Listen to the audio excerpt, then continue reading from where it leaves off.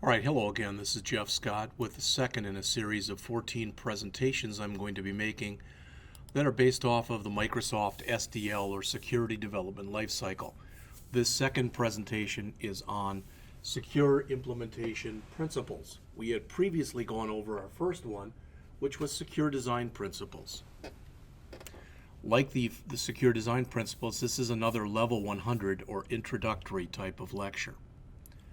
We're going to talk about several things in here, including the Microsoft SDL and secure implementation, a secure implementation overview, some common secure implementation issues. Now, one thing to realize as we start going through this, and that is we're going to talk about a lot of different things. Things like cross-site scripting, things like SQL injection. There will be mentioned in this particular chapter. Some will be demonstrated in this chapter. But by and large, everything that we discuss in here will also have its own lesson in later lessons. So if it doesn't totally make sense right now, I wouldn't let that really bother you. We've looked at this before. Again, this is a picture of the Microsoft Security Development Lifecycle. And it's a combination of education in the training phase, technology and process in the requirements, design, implementation, and verification phases, and accountability in the release and responses phases. All right, we've gone over those last time. I don't really know if it pays to go over it again here.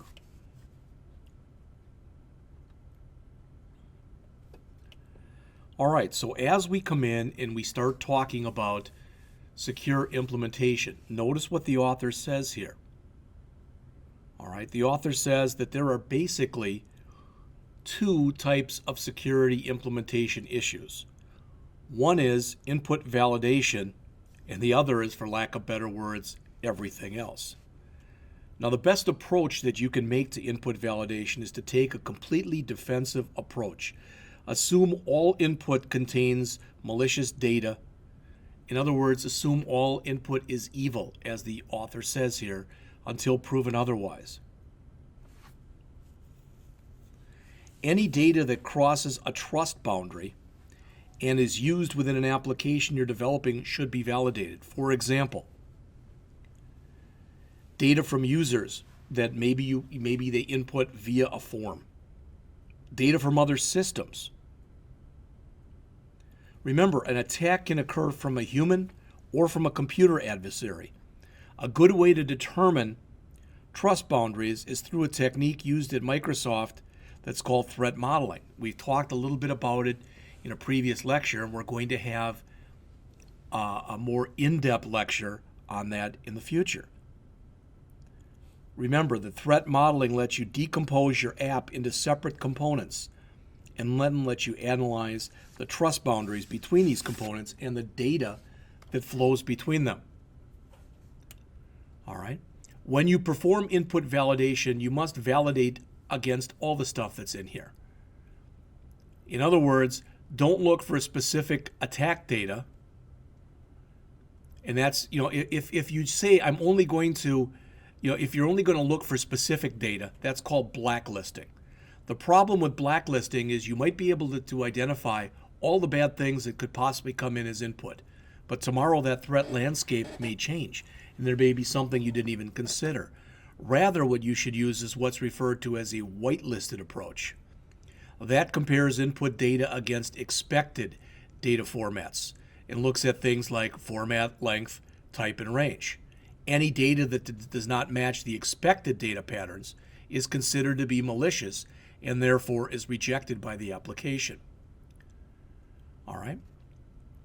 Now, let's talk a little bit about buffer overflows. And again, it's important to realize we'll have a whole series of these PowerPoints on buffer overflows in the future.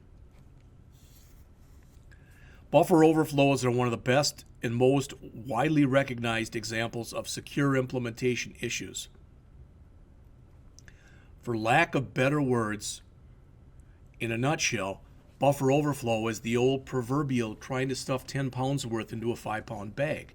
In other words, a buffer overflow results when you allocate a fixed amount of memory and then you try to write more data into that buffer than it can actually hold. When you overflow a buffer, it can potentially modify sensitive in-memory constructs. So a malicious user can come in and create malicious inputs to overflow a buffer in such a way that the app executes code that he, she, or they have provided.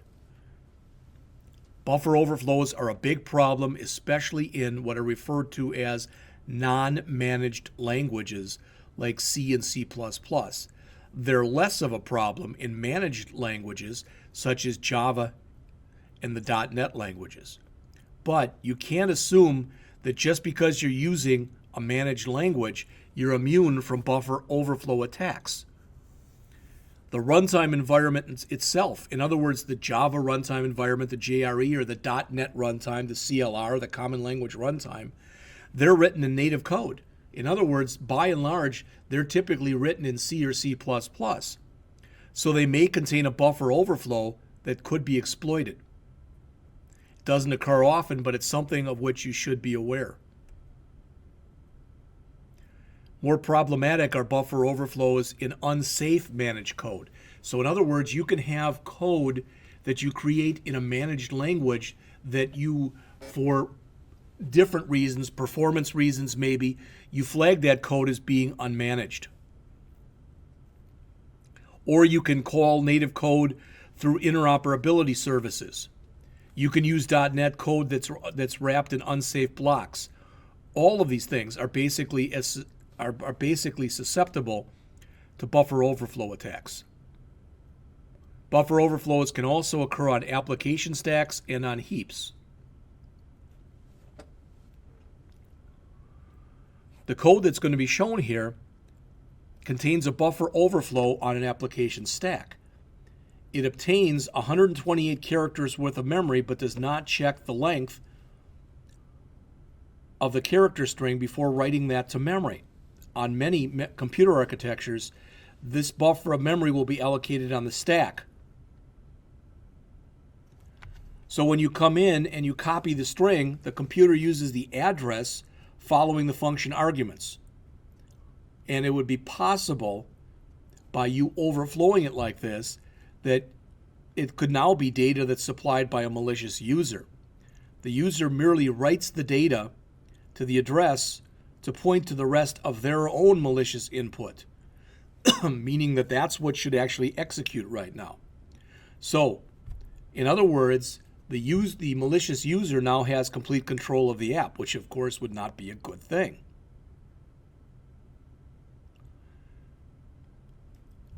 Buffer overflows can also occur on application heaps. A heap overflow works similarly to a stack overflow, but instead of overwriting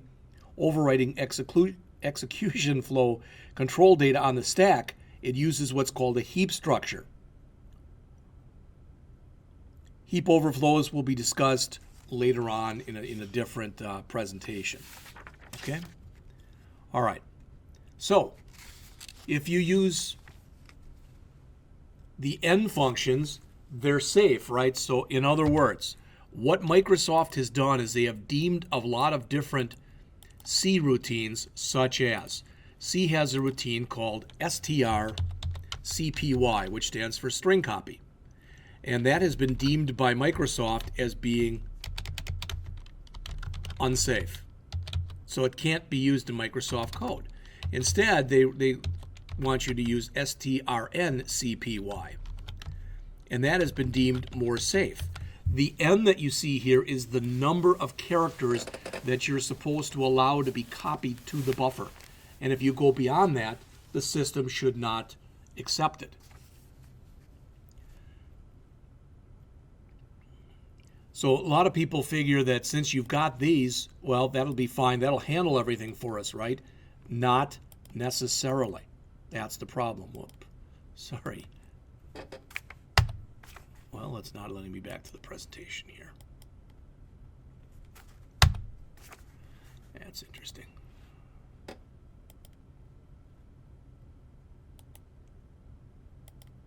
There we go.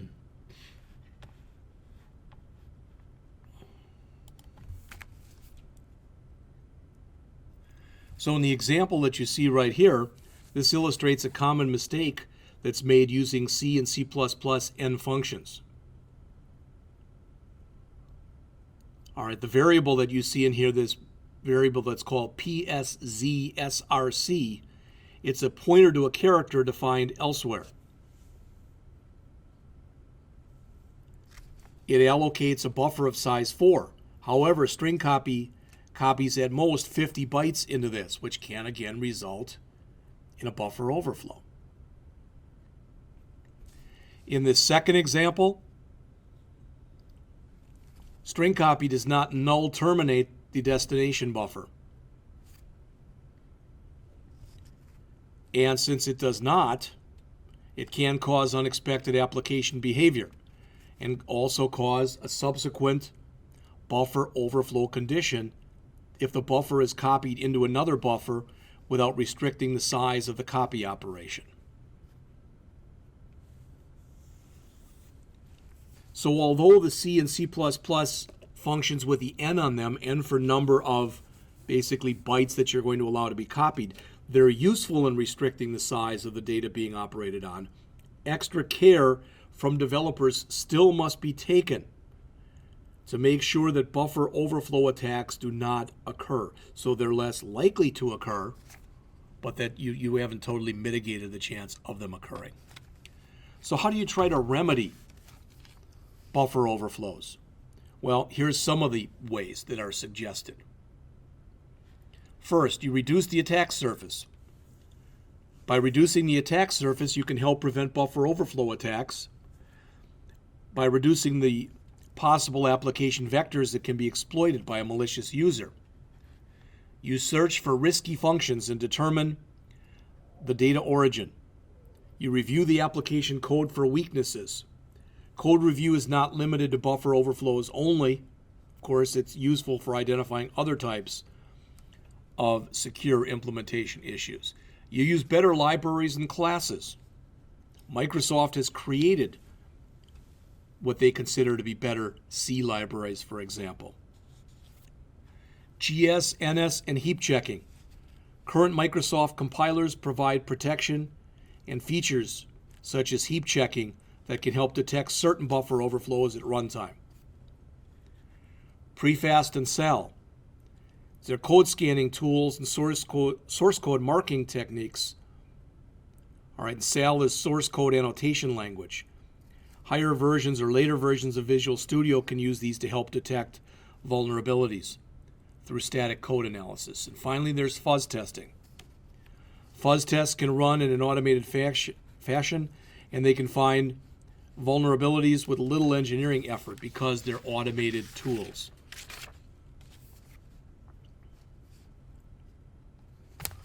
Integer arithmetic errors. Now, buffer overflows happen whenever buffer data is not first validated before being used by an application.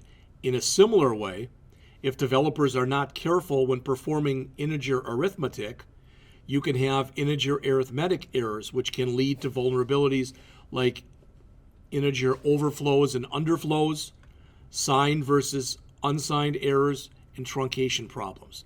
All of these can potentially lead to more buffer overflow types of conditions.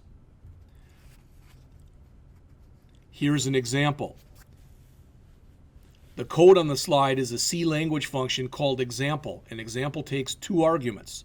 The first is a pointer to a character called str, which is the data to copy, and the second is an integer argument called size, which represents the size or length of that string. The code allocates a fixed buffer of 80 bytes and checks to ensure that the size of the source buffer, SDR, is less than the size of the intended destination buffer. If it is, then it assumes that it's safe to do the copy. But there is a significant problem with this code from a secure implementation perspective.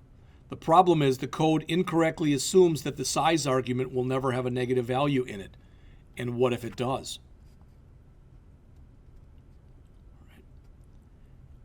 And if you do and you test it and put a negative value in there, then what happens is strcopy then copies the data from the str into the buffer, and it will end up exceeding the capacity. So again, you will end up having a buffer overflow problem.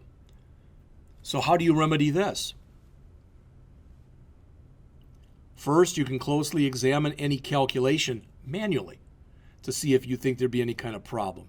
Code reviews can help with this, and automated code scanning tools can help as well. Second, use unsigned variables for all array indexing and buffer sizes.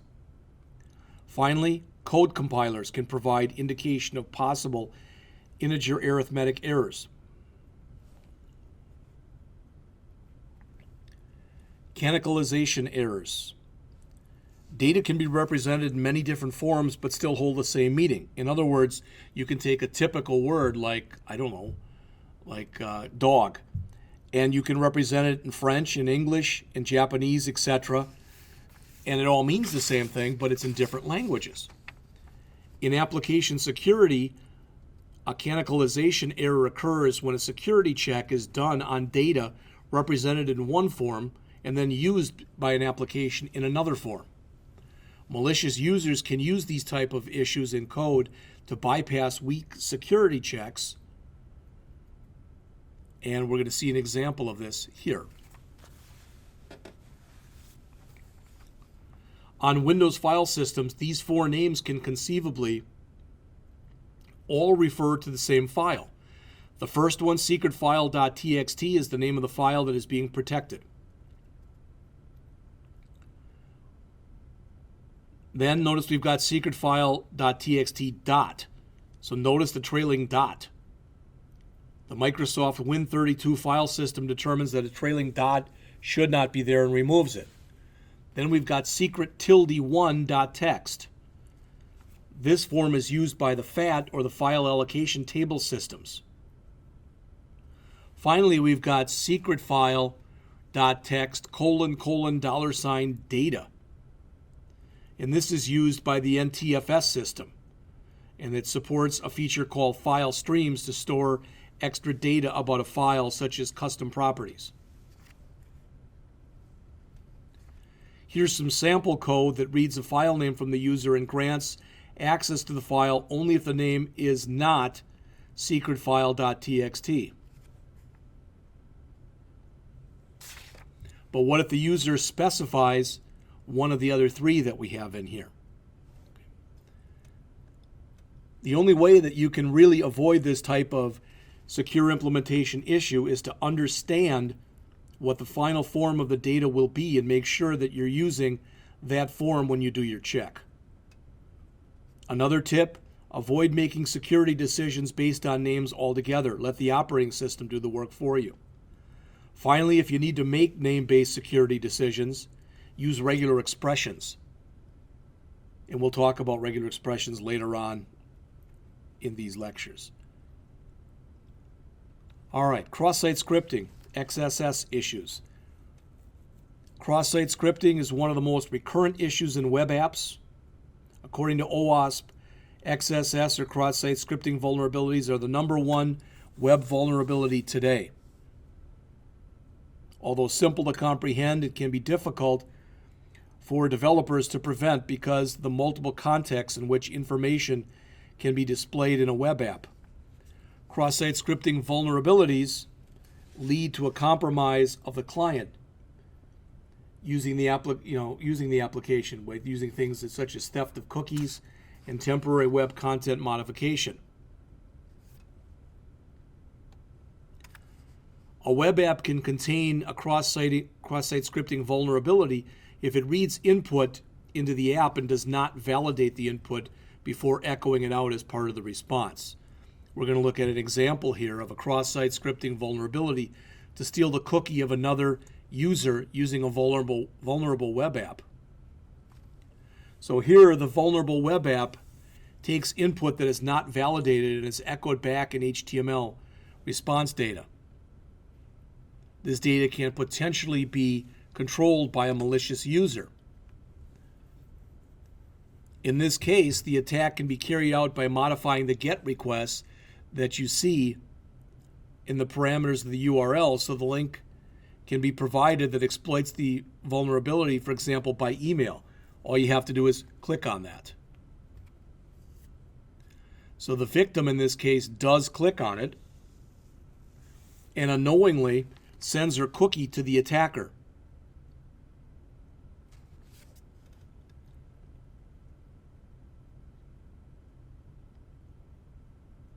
And how do you remedy this? The key technique in addressing this particular issue is to validate all inputs, and as you can see, this is a recurring theme. This will help ensure that the potential data cannot be echoed back in web responses. It also reduces the likelihood that a cross-site scripting attack will succeed. But not only do you have to input or validate your input, all input data that gets echoed back as part of web responses should also be encoded. What encoding does here is it takes potentially executable web code or script and turns it into equivalent but non-executable forms. The HTTP-only cookie option that we see right here prevents access to cookie data via the document.cookie property.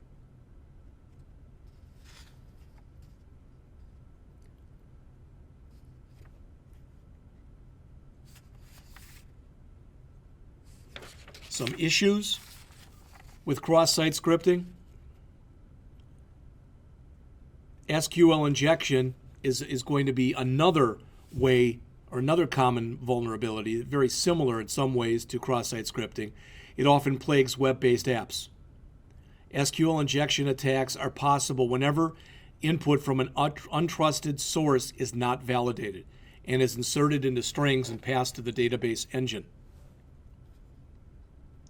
So if we look at an example here, the user can enter a shipping ID to track an online order. The user enters their tracking ID behind the scenes. The following SQL query is going to run. So select star from shipment orders where ID equals, and ideally that should be 1000.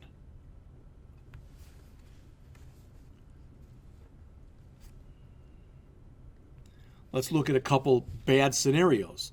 In the first one here, the input ID is set to 1000. The database simply executes it the way it should. This is the expected behavior. So that one's actually okay.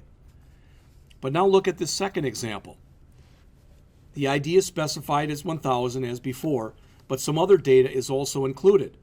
The malicious user is entering the shipment ID as 1000 single quote semicolon drop table shipment orders semicolon minus minus. When this gets inserted into the original select statement, the server sees two different SQL queries. The first says retrieve the information for the order corresponding to ID 1000, and the second says to drop the table shipment orders. That could lead to very devastating consequences. Finally, in this third and last scenario,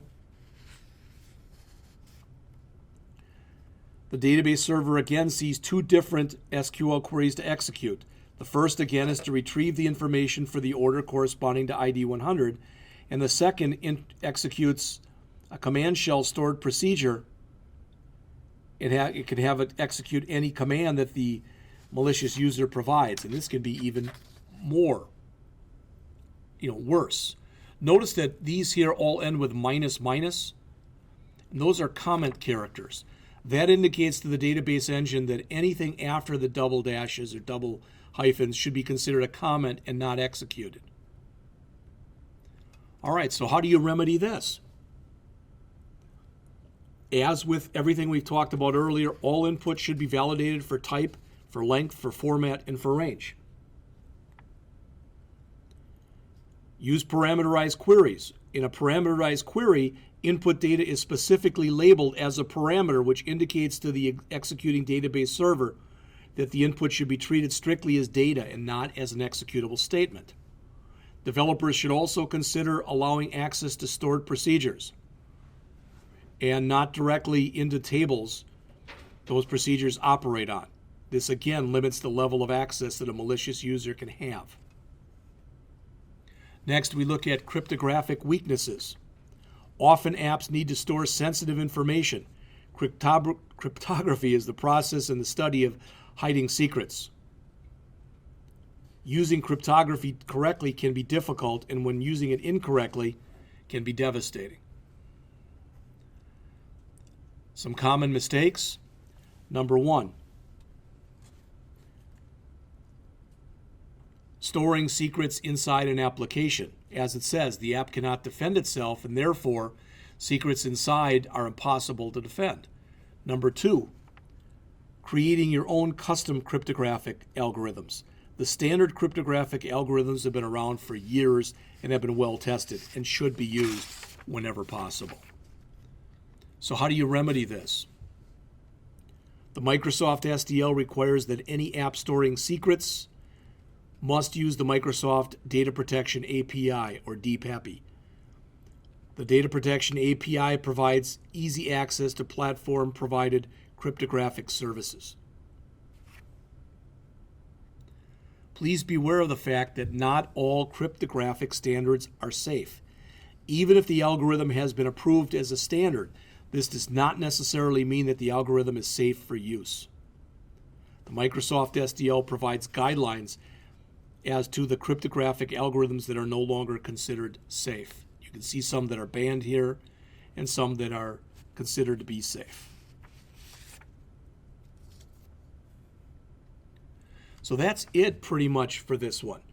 All right, but what have we talked about in here? Well, this particular example that we went through talked about some secure implementation guidelines. We talked about the importance of input validation, to assume that all input is evil. We talked about buffer overflows and the devastating effects it can have. We talked about integer arithmetic errors and how they can lead to buffer overflows. We talked about chemicalization issues, which again stem from the fact that the same data can be represented in various forms. We talked about Crosssite scripting, which relies on unvalidated malicious user control data being echoed in web responses. We talked about SQL injection, which can manifest whenever data controlled by a malicious user is not validated and is used as part of an SQL query. And we ended by talking about some cryptographic weaknesses. We talked about some of the common mistakes that developers make, such as, again, trying to write their own customized cryptographic functions.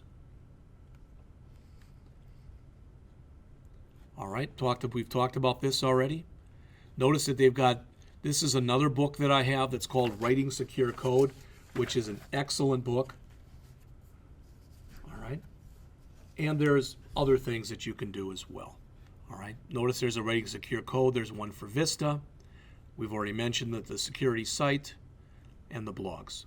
That's it for this particular presentation.